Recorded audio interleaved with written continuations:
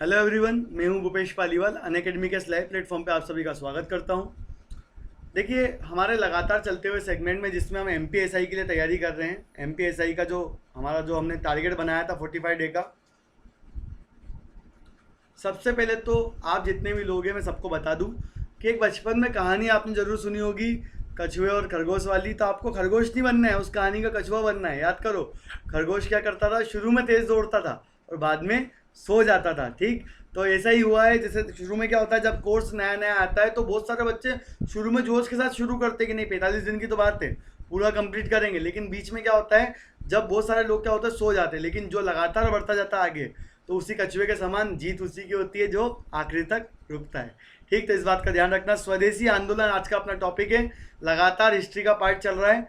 तो स्वदेशी आंदोलन का लॉजिक क्या है, कैसे ये आंदोलन आया था, इसके बारे में हम देखेंगे। तो ध्यान दीजिएगा। वेलकम टू अनअकैडमी सभी को फिर से एक बार। टाइम टेबल आपको अगर नहीं पता है तो टाइम टेबल के बारे में बता दूं कि 3:30 बजे अभी अपनी क्लास चल रही है, ठीक, यूट्यूब के ऊपर। और जैसे ही ये क्लास ख़त्म होगी तो 4 बजे अपनी अनअकैडमी का जो ऐप है उस पर लगेगी, और ये क्लास जो लगेगी ये होगी आपकी फ्री क्लास है ये। और ये 1 घंटे की क्लास है बेटा ये अपनी। इस 1 घंटे की क्लास में आज मैं आपको पढ़ाने वाला हूँ भारत की नदियाँ। तो ज़रूर आए पढ़ने के लिए। आप ध्यान से देखो, स्वदेशी आंदोलन भारतीय स्वतंत्रता आंदोलन का महत्वपूर्ण आंदोलन है और जो भारतीयों की सफल रणनीति के लिए जाना जाता है। अब इतनी बातें करने के पहले मैं आपको अगर एक शॉर्ट में समझा दूं कि स्वदेशी आंदोलन है क्या, क्यों हुआ, तो आपको बहुत अच्छे से क्लियर हो जाएगा। सिंपल सा फंडा है, बड़ा आसान है। देखो हुआ क्या था कि जो बंगाल है आपका, ध्यान से देखो, जो आपका अभी की तारीख में बंगाल है, तो उस समय देखो भारत का, एक बार में आपको क्लियर होना चाहिए स्वदेशी आंदोलन क्यों हुआ, और उसके बाद में फिर पूरा चैप्टर आपको कंप्लीट करवाना है मुझे आज। जल्दी खत्म कर देंगे हम, बस ध्यान रखना है अपने को, ठीक है, ध्यान नहीं भटकना है। देखो ये आपका भारत, और ये भारत के अंदर ये वाला हिस्सा देखो, ये आपका बांग्लादेश प्रेजेंट का, और ये वाला हिस्सा आपका पश्चिम बंगाल या वेस्ट बंगाल प्रेजेंट का। ठीक, ये आपका बांग्लादेश और ये पश्चिम बंगाल। तो कहने का मतलब ये है कि जो आप ये वेस्ट बंगाल देख रहे हो, इसको क्या बोला मैंने, वेस्ट बंगाल या फिर पश्चिमी बांग्लादेश।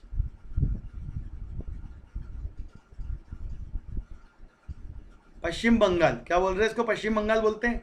और ये जो पूर्वी बंगाल देख रहे हो आप, पूर्वी बंगाल, इसको बोलते हैं बांग्लादेश आज की तारीख में, और पहले इसको बोला गया था पूर्वी बंगाल। अंग्रेजों को जब लगा कि कहीं ना कहीं भारतीय लोगों की जो शक्ति है, जो सत्ता में जो ताकत है, वो क्या है, बढ़ती जा रही है, काफ़ी प्रभावित हो रहे हैं, तो उन्होंने क्या किया, इसी बात को ध्यान में रखते हुए भारतीयों का जो प्रभाव है उसको कम करने के लिए बंगाल के 2 हिस्से कर दिए। ठीक है, बंगाल का जो ईस्टर्न पार्ट था उसको बोल दिया पूर्वी बंगाल, ईस्टर्न बंगाल, या फिर, ठीक है, ये जो भाग था इसमें मुस्लिम बाहुल्य क्षेत्र था बेटा, ठीक है, तो मुस्लिम लोग ज़्यादा थे, तो उन्होंने क्या कर दिया, इसको अलग भाग डिवाइड कर दिया। जो वेस्ट बंगाल था आपका पश्चिम बंगाल, इसमें हिंदू की जनसंख्या ज़्यादा थी, तो उन्होंने इसको अलग हिस्सा कर दिया। इस प्रकार से वो बंगाल को तोड़ना चाहते थे, बस इतना सा मुद्दा है। अब कहने का मतलब ये है कि ये दोनों को तोड़ना चाह रहे हैं कौन, अंग्रेज। लेकिन उस समय के भारत के जो क्रांतिकारी थे उन्होंने बोला नहीं, बंगाल विभाजन तो हम होने देंगे नहीं। और इसी के कारण उस समय क्या हुए, 2 आंदोलन हुए जो बहुत फेमस है। जो क्या हुआ है, 2 आंदोलन है जो बहुत फेमस है। तो देखो, एक आंदोलन का नाम है, ध्यान से, उसी समय के जो आंदोलन है मैं उनकी बात कर रहा हूँ, और उसमें से एक आंदोलन कौन सा है बेटा, ध्यान से, एक है स्वदेशी आंदोलन,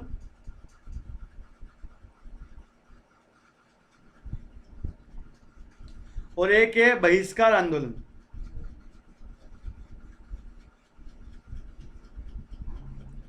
तो ध्यान से देखो, स्वदेशी आंदोलन का मतलब क्या है, ध्यान से सुनो।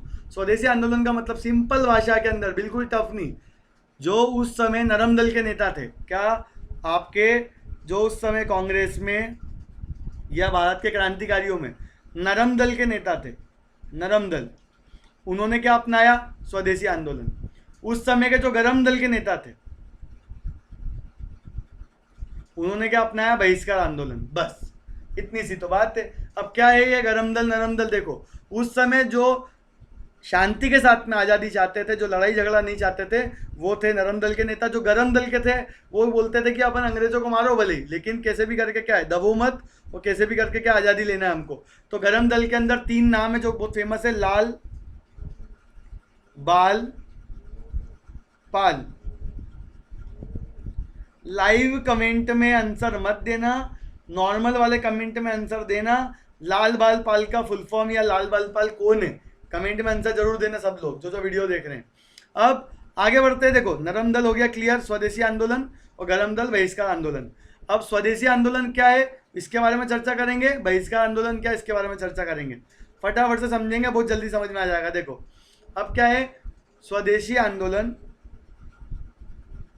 देखो, स्वदेशी आंदोलन भारतीय स्वतंत्रता आंदोलन का एक महत्वपूर्ण हिस्सा था और भारतीयों की सफल रणनीति का एक महत्वपूर्ण स्थिति के लिए जाना जाता है। स्वदेशी का अर्थ क्या है, अपने देश का। मतलब कुल मिला के कुछ भी मत करो, शांति। जो नरम दल के नेता थे, नरम दल के नेता जो थे, उनका ये कहना था कि अंग्रेजों से लड़ाई मत करो। क्या करो, अंग्रेजों का सामान मत खरीदो, बहिष्कार कर दो उनके सामान का। और जब उनका सामान नहीं खरीदेंगे तो अंग्रेजों को क्या होगा, आर्थिक नुकसान। इससे वो क्या करेंगे, भारत में, ठीक है, भारत को आज़ाद कर देंगे। ये मानना था नरम दल के लोगों का, आपका स्वदेशी आंदोलन का। ठीक, स्वदेशी आंदोलन को ही आगे जाकर महात्मा गांधी ने क्या कहा है, स्वराज की आत्मा। ठीक है, बहुत इंपॉर्टेंट रहा है ये स्वदेशी आंदोलन। आगे बढ़ते, आगे बढ़ने से पहले मैं आपको बता दूं बेटा, एमपीएसआई का एक कोर्स आया है जिसका नाम क्या है, फाउंडेशन कोर्स। मतलब नींव है ये आपका नींव है बेटा, बेस है आपका पूरा। तो ये जो एमपीएसआई फाउंडेशन कोर्स है, लक्ष्य नाम है इस कोर्स का। और इस कोर्स में आपके लिए 12 मई से लेकर 19 अगस्त तक लगातार 4 महीने तक का कोर्स है ये। और लगातार इसके अंदर आपके साथ में Yogendra sir, Shoaib sir, Sanjay Bhatnagar sir, रूप सर, श्याम सर और मैं। ठीक है, आपको हम 6 आपके लिए एसआई के लिए एक बढ़िया सा कोर्स लेकर आए जिसके अंदर सभी के सब्जेक्ट अलग अलग हैं। MP GK, maths, reasoning, science, Hindi, English, general study, सभी कोर्स आपको यहाँ पे पढ़ाए जा रहे हैं और आपको काफ़ी इसके अंदर हेल्प रहेगा। तो आप इसको ज़रूर, ठीक है, एक बार चेक करें। इसके लिए आपको लेना होगा बेटा प्लस सब्सक्रिप्शन। अब प्लस सब्सक्रिप्शन लेने के क्या मेथड है वो भी मैं आपको बताऊंगा। आगे देखते हैं, एक एक करके सारी चीज़ें बताऊंगा। आगे देखते हैं आंदोलन की घोषणा, उस कोर्स के बारे में इंफॉर्मेशन मैं आगे दूंगा। आंदोलन की घोषणा कैसे हुई, देखो 1903 में बंगाल का विभाजन कर दिया गया। किसके द्वारा, बंगाल के गवर्नर जनरल करजन के द्वारा। तो जैसे ये चर्चा में आया तो पूरा बंगाल के अंदर जो क्षेत्र था, ढाका, मेनन सिंह, चटगांव, वहाँ पे विरोध हुआ, काफ़ी विरोध हुआ।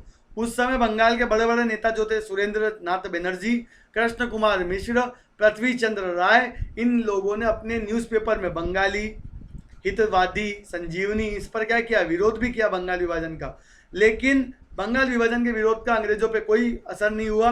विरोध के बावजूद भी करजन ने 19 जुलाई 1905 को बंगाल का विभाजन कर दिया।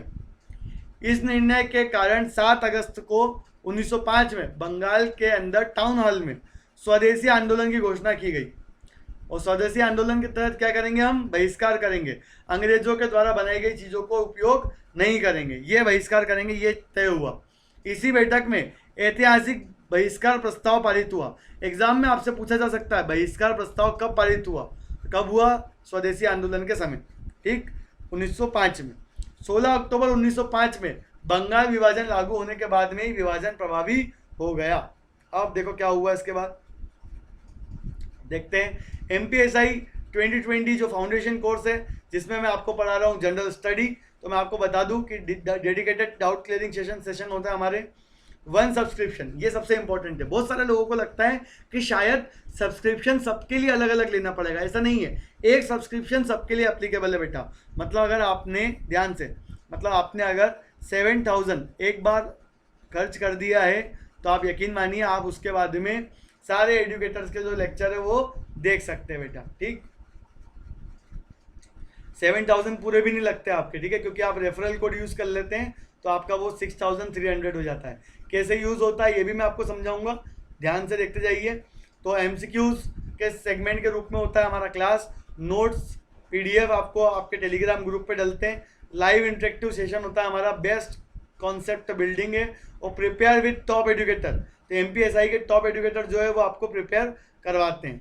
आगे देखो, मिशन एमपीपीएससी, अगर आपका कोई दोस्त एमपीपीएससी की तैयारी कर रहा है तो उसके भी इसी प्रकार से बेच कोर्स आते हैं। तो ये कोर्स 6 मई से शुरू होकर अक्टूबर में खत्म होगा। तो आप समझ सकते हैं काफ़ी लंबा कोर्स है, काफ़ी यूजफुल रहेगा। अगर आपका कोई भी दोस्त तैयारी कर रहा है तो आप उसे भी सजेस्ट कर सकते हैं। आगे बढ़ते हैं। बहिष्कार आंदोलन, स्वदेशी आंदोलन पढ़ लिया हमने। अब बहिष्कार आंदोलन क्या, देखो, अपनी मांगों को मनवाने के लिए उदारवादियों की अनुनय विनय की नीति को अस्वीकार करते हुए उग्रवादियों ने, या फिर जो आपके गरम दल के नेता थे, उन्होंने इसको क्या कहा कि अगर हम अंग्रेजों से आज़ादी इस प्रकार से मांगेंगे तो ये राजनीतिक भिक्षावृत्ति है, मतलब हम भीख मांग रहे हैं। और इसी के संदर्भ में तिलक ने क्या कहा, ध्यान से देखो, तिलक ने कहा हमारा उद्देश्य आत्मनिर्भरता ना कि भिक्षावृत्ति है, मतलब हम खुद पे डिपेंड होना चाहते हैं, भीख नहीं मांगेंगे हम अंग्रेजों से। विपिन चंद्र पाल के सेंटेंस देखो क्या कहा है विपिन चंद्र पाल ने, यदि सरकार मेरे पास आकर कहे कि ये लो आज़ादी, तो मैं मना कर दूंगा, मुझे ऐसी आज़ादी नहीं चाहिए जो मैं खुद नहीं ले सकता। ये सेंटेंस किसका है, विपिन चंद्र पाल का। ठीक है, इस प्रकार से ये उग्रवादी नेताओं के शब्द थे। उदारवादी नेता जो थे वो स्वदेशी के पक्ष में थे, बहिष्कार आंदोलन के पक्ष में। ठीक है, वो बहिष्कार कैसे करना चाहते थे, केवल बंगाल के अंदर अंग्रेजों के बनाए हुए सामान को बहिष्कार कर दो। लेकिन जो उग्रवादी नेता थे वो बहिष्कार कैसा करना चाहते थे, तो वो देखो, उग्रवादी बहिष्कार करना चाहते थे बेटा, विदेशी कपड़े ही नहीं बल्कि सरकारी स्कूल छोड़ दो, अदालत छोड़ दो, उपाधि छोड़ दो, सरकारी नौकरी छोड़ दो, मतलब एक तरीके से उनको पूरा अपाहिज कर दो, ये चाहते थे उग्रवादी नेता। ठीक है, ये है आपका बहिष्कार आंदोलन। एक बार सभी लोग देख लीजिए 7000 का जो सब्सक्रिप्शन है बेटा, अगर वो आप लेस करना चाहते हो तो ये जब भी आप अपना ऐप डाउनलोड करोगे ना, तो ऐप पर आपको गेट सब्सक्रिप्शन के लिए वो कहेगा। और गेट सब्सक्रिप्शन का कॉलम क्या है, यहाँ पर ध्यान से देखो, तो 12 मंथ का अगर आप लेते हो तो यहाँ पे पुट कर दो भूपेश लाइव। ठीक है, ऐसे आपका चार्ज होता है 12,000 रुपये, सॉरी 12 मंथ के 7,000 रुपये। लेकिन भूपेश लाइव अगर आप पुट करते हो तो आपका चार्ज हो जाता है कितना, तो ये हो जाता है 6,300, 700 रुपये आपके कम हो जाते हैं बेटा। ये देखो, ठीक, तो इस प्रकार से आप इसको यूज़ कर सकते हो। ठीक है, अब आंदोलन का प्रभाव क्या हुआ वो भी देखो ध्यान से। 1905 में कांग्रेस के बनारस अधिवेशन में अध्यक्षता किसने की थी, गोखले जी ने, गोपाल कृष्ण गोखले जी ने। तो उन्होंने स्वदेशी और बहिष्कार दोनों आंदोलन का क्या किया, समर्थन किया। उग्रवादी नेता तिलक, विपिन चंद्र पाल, लाला लाजपत राय, अरविंद घोष, इन्होंने पूरे देश में फैलाना चाहते थे, पर स्वदेशी लोग चाहते थे केवल कहाँ पर रहे, बंगाल में रहे। तो इसी के कारण, ठीक है, एक स्थापना हुई। किसकी स्थापना हुई, ध्यान से देखो, स्वदेशी बांधत्व समिति की स्थापना हुई। और इसके अध्यक्ष कौन थे, इसकी स्थापना पहले अश्विनी कुमार दत्त ने की थी, और पहले अध्यक्ष भी यही थे। और शीघ्र ही स्वदेशी आंदोलन का क्या परिणाम आया, शीघ्र ही पूरे देश में एक तरीके से क्रांति आ गई। और 15 अगस्त 1906 में राष्ट्रीय शिक्षा परिषद की क्या हुई, स्थापना हुई। ये इंपॉर्टेंट था। ठीक, स्वदेशी आंदोलन का प्रभाव सांस्कृतिक क्षेत्र पर भी पड़ा। बंगाल साहित्य के क्षेत्र में स्वर्णकाल कहा जाता है। रविंद्रनाथ टैगोर ने अमार सोनार बांग्ला नामक गीत लिखा इसी आंदोलन के समय, और 1971 में जो क्या बन गया, बांग्लादेश का राष्ट्रीय गान बन गया। रविंद्रनाथ टैगोर को उनके गीतों के संकलन के लिए, गीतांजलि के लिए नोबेल प्राइज दिया गया इस समय। कला के क्षेत्र में अगर बात की जाए तो कला के क्षेत्र में, ठीक है, रविंद्रनाथ टैगोर ने अब पाश्चात्य शिक्षा जो है उससे हटकर स्वदेशी चित्रकारी शुरू करी, देसी चित्रकला शुरू की, और महिलाओं को भी पूर्ण प्रदर्शन में भाग लिया। ये है इस आंदोलन के अंदर किए गए महत्वपूर्ण कार्य। तो आई थिंक सभी को मज़ा आया होगा। और 4 बजे अपनी क्लास है, भूलना नहीं है बेटा। ठीक, तो ये क्लास आपकी डेली होती है। जैसे आज मेरा मेगा क्विज था और कल करंट अफेयर पूछूंगा। ये 12 बजे की क्लास है अपनी, ये फ्री है। और जो मैंने बताया 4 बजे वाली क्लास आपको, 4 बजे वाली क्लास आपकी अभी शुरू होने वाली है, तो उसको इनरोल जरूर कर देना।